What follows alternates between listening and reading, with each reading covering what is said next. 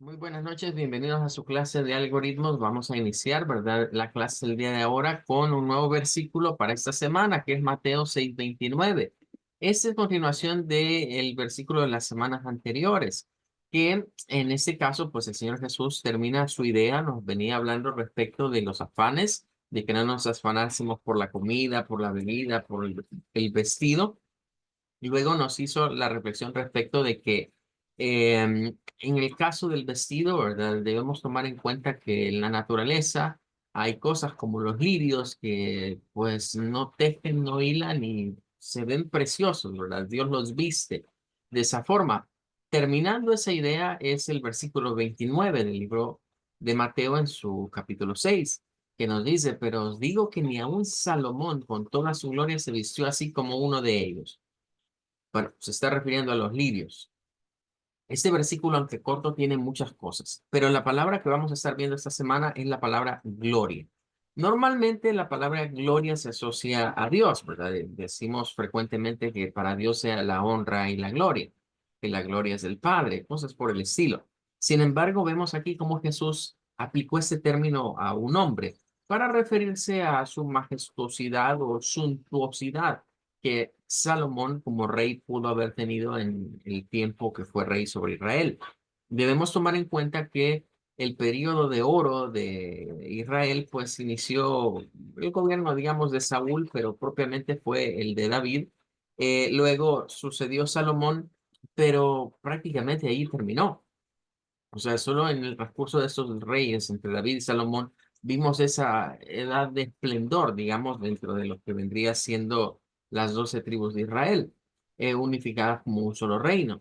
La historia de Salomón es interesante, puesto que viene y David lo encamina en los caminos de Dios, y digamos que fue un buen rey, ¿verdad? Hizo un buen gobierno. Tuvo mucha prosperidad, pidió a Dios sabiduría, Dios le dio sabiduría y no solo eso, le dio muchas riquezas, al punto que en el gobierno de Salomón, pues la plata era vista como nada prácticamente. No tenía ningún valor. Leer detalles en los libros de los reyes o las crónicas de los reyes respecto de la construcción del templo y la construcción de la casa de Salomón son cosas que dejan boquiabierto a cualquiera, ¿verdad? En términos de que ha de haber sido cosas muy lujosas para, bueno, para que su trono, que era de marfil, lo hubiesen bañado en oro todavía, pues nos daba una idea de la riqueza que Salomón pudo tener. Y claro, en términos de comida, bebida y vestido, ¿cómo no iba a tenerlo? Sin embargo, al final de su mandato, al final de su vida, Salomón se pierde. Eh, Se pierde y prácticamente resulta ser que el reino de Israel también, junto con su rey, puesto que hay, después de la muerte de Salomón, hay la división del reino de Israel en dos. Las dos tribus del sur se separan de las tribus del norte por una crisis que había interna. Que claro, todo era parte de los designios de Dios, porque precisamente se habían alejado de sus caminos. Ahí es donde viene este punto crucial. Jesús hablándonos de la gloria de un rey, de la gloria de un hombre, diciéndonos que ni este hombre pudo haberse vestido como la naturaleza, Dios la viste. Y todavía nos dice la palabra gloria asociado a él, como diciéndonos también el hecho de que reflexionemos sobre, bueno, hemos alcanzado éxito, hemos alcanzado nuestros sueños, estamos cumpliendo nuestras metas, nuestras expectativas de vida, qué bien, pero cuidado, que toda esa gloria no se nos suba a la cabeza, no se nos olvide de dónde Dios nos ha sacado, de dónde venimos, lo que somos realmente, que fue lo que le pasó a Salomón, y terminó muy mal. Entonces, que no nos vaya a suceder la misma historia de Salomón y terminar como un rey sin gloria realmente. Bueno, con eso terminamos la reflexión. Vamos a seguir hablando de algo otros puntos el resto de la semana. Hoy vamos a introducir una de las estructuras. Y decía anteriormente que me salté el orden típico en el cual se suele enseñar esto. En la mayoría de libros de programación o cursos de programación, esta estructura es la que se enseña inmediatamente después de las estructuras condicionales. Es la primera que se suele enseñar de las estructuras repetitivas. Y yo me fui a la última que se suele enseñar. Y vamos a entender por qué el día de ahora. Vamos a ver la introducción y voy a aprovechar esta página, ¿verdad? Ya la voy a compartir en el grupo. eh, a lo que vendría siendo la estructura repetitiva, que en inglés la conocemos como while. En español se traduce mientras, ¿verdad?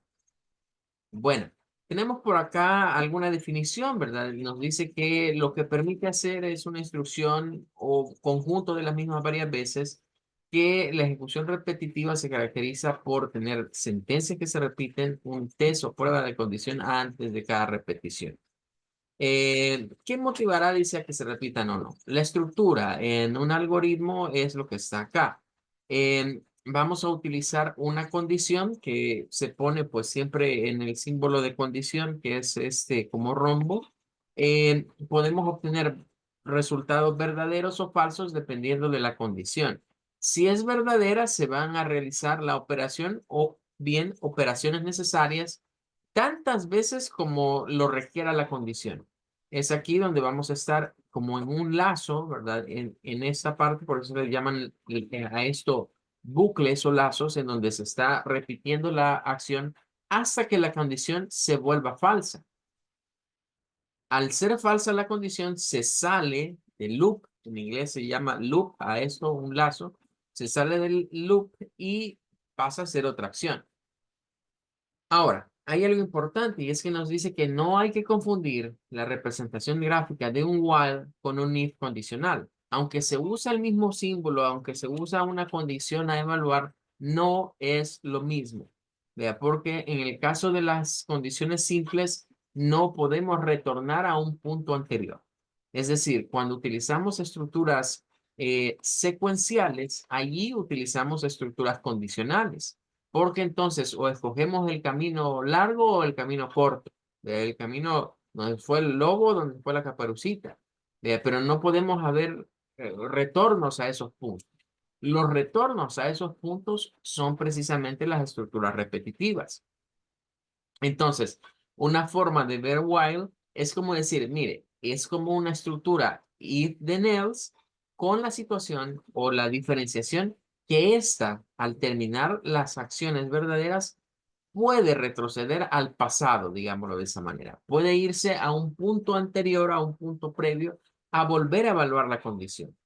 Sería una forma de verlo, aunque no es una estructura if. Su nombre es while realmente, que en inglés significa mientras.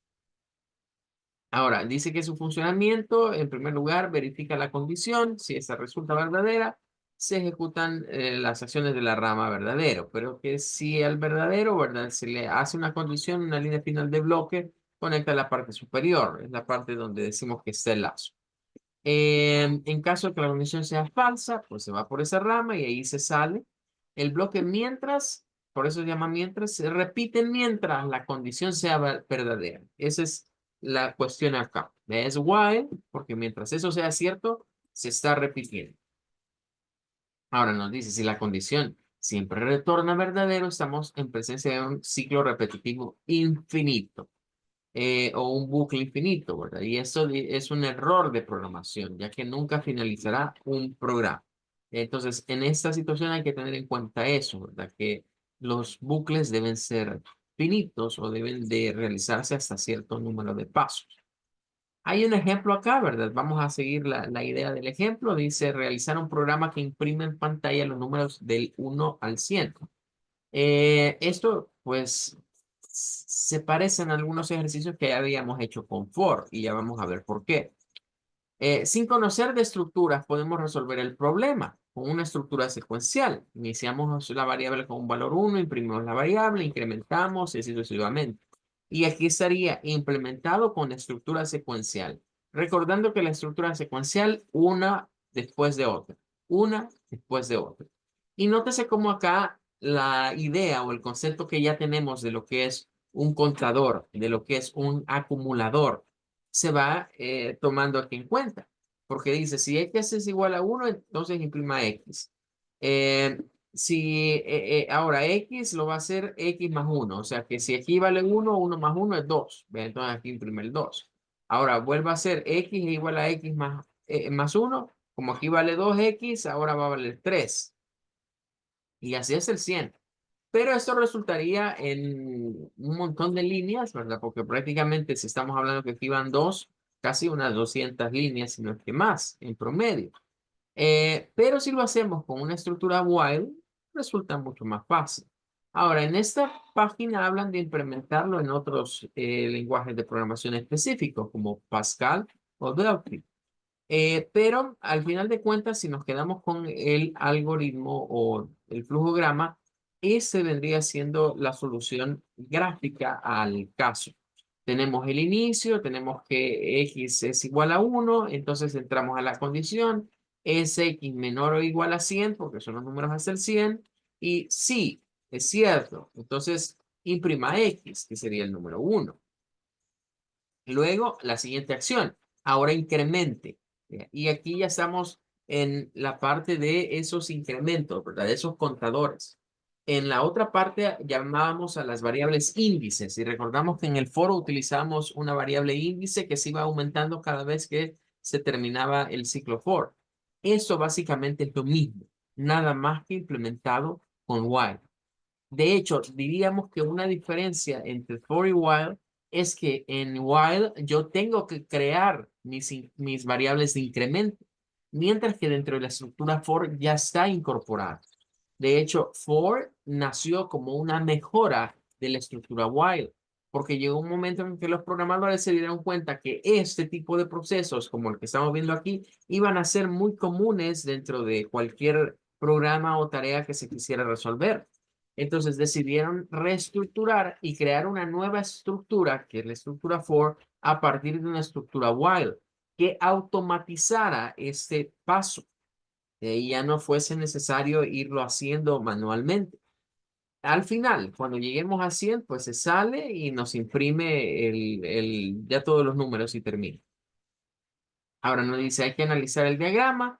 La primera operación inicia la variable en 1 y comienza, digamos, la estructura repetitiva. Bueno, aquí está la explicación en detalle. Eh, pero ahora lo que vamos a hacer es, bueno, esto sería ya como implementación y lo que encontraríamos. Vamos a llevar este ejercicio que está acá, ¿verdad? Ahora a pseudointérprete. Eso es lo que vamos a pasar a hacer a continuación, para ver ya cómo funciona. Pero repito, este mismo ejercicio se podría implementar sin mayores dificultades con la estructura que ya estuvimos estudiando, que es la estructura for. Entonces, vamos acá a pseudointérprete y vamos a ponerle acá el nombre del ejercicio, ¿verdad? Que es este, ¿verdad? Realizar un programa que imprima, vamos a ponerle imprimir números del uno. Recuerden que le ponemos guión bajo porque si no da problemita esto, ¿verdad? Le pone guión bajo. Del 1 al 100. ¿Qué vamos a hacer acá? Vamos a ir aquí a las cajitas donde ya aparecen las estructuras ya hechas. Vamos a seleccionar la estructura mientras. Clicamos y nos aparece ya ahí la estructura. Eh, ¿Qué lleva la estructura? Lleva la palabra mientras, que sería while.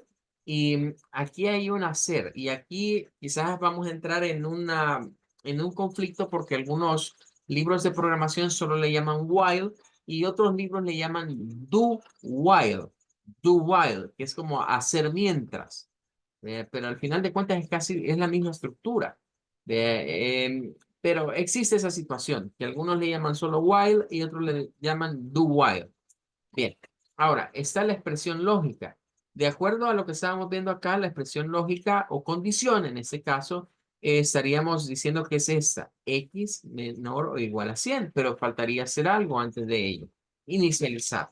Entonces vamos a decir x, vamos a ponerlo en minúsculas, vamos a hacer la asignación que corresponde a pseudointérprete, y le vamos a poner que es igual a 1. De ahí comienza. Igual que en el anterior, decíamos, es importante a veces inicializar algunas variables, sobre todo si las vamos a utilizar como índices o como acumuladores. Ahora sí, diríamos, bueno, es la x menor o igual a 100, eso es lo que está ahí, ¿verdad? Si lo comparamos, es eso, x menor o igual a 100. Recordemos que aquí se ve el menor o igual y que pseudointérprete en sus actualizaciones hoy automáticamente nos mete el símbolo matemático cuando ponemos algo como eso.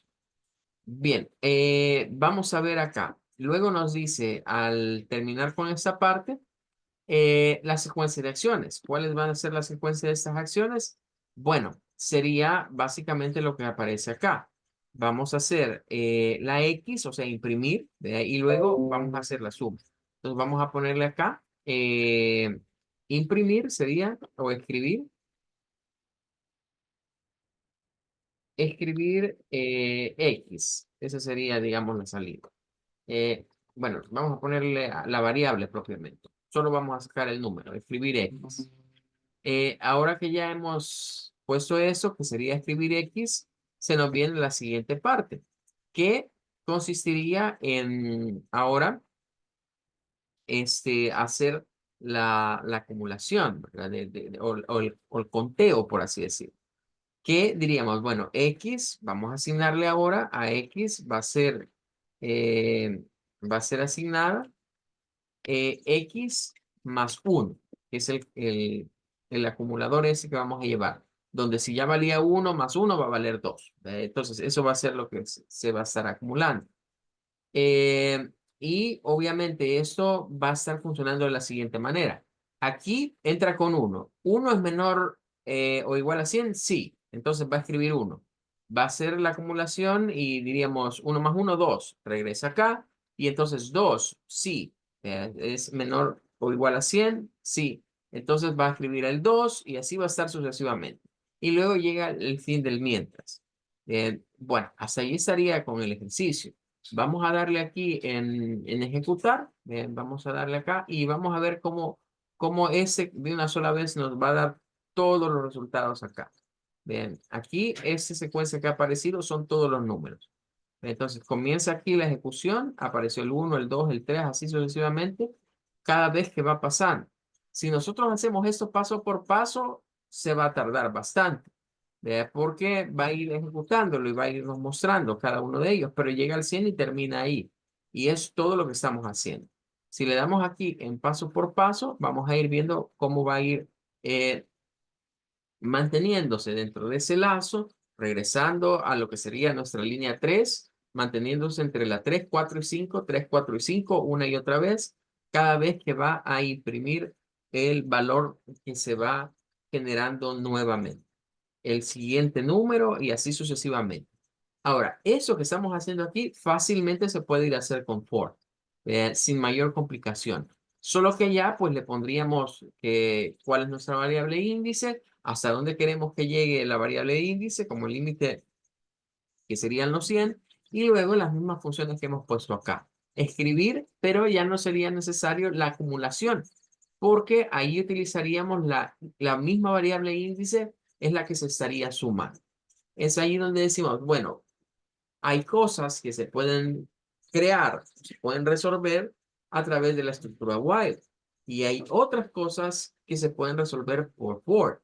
Pero dentro de esas cosas posiblemente algunas sean implementables con ambas. Y como repito, la original o la que surgió primero fue la estructura while. La estructura for vino como una mejora dentro de lo que vendría siendo el área de programación para hacer que ese tipo de rutinas, digamos, que se hacen con la while, sean más automatizadas y no sea necesario yo estar creándome lo que vendrían siendo estos acumuladores. Bueno, no sé si hay alguna pregunta hasta donde hemos llegado acá.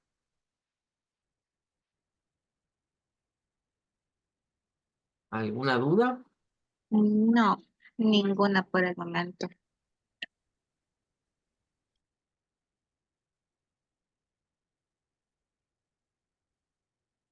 ¿No?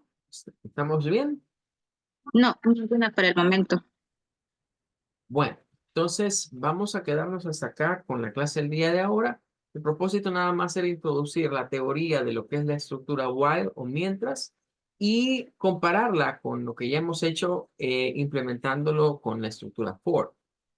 Este tipo de ejercicios como el que acabamos de hacer se pueden hacer con esa estructura o con for perfectamente. Pero hay algo otras cosas que son más convenientes hacerlas con while y no con un for. Entonces ahí es donde uno tiene que ir como diciendo, bueno, ¿me conviene más usar esa estructura o me conviene más usar la otra? Y vamos a ir viendo a partir de mañana algunos ejercicios en los cuales vamos a ir escogiendo entre una u otra estructura o viendo otras aplicaciones que se pueden tener. Similar es el caso de la otra que nos falta hablar, pero esa vamos a trabajarla posiblemente hasta la otra semana, ¿verdad? Porque hemos visto que son tres estructuras las que aparecen acá. Está la mientras, repetir y par. Bien, entonces, todas estas tres son muy parecidas. Son pequeñas condicionantes las que hacen que variemos su uso. Bueno, nos vamos a quedar hasta acá el día de ahora. Gracias por su asistencia y nos veríamos primero Dios el día de mañana. Feliz noche. Gracias, buenas noches.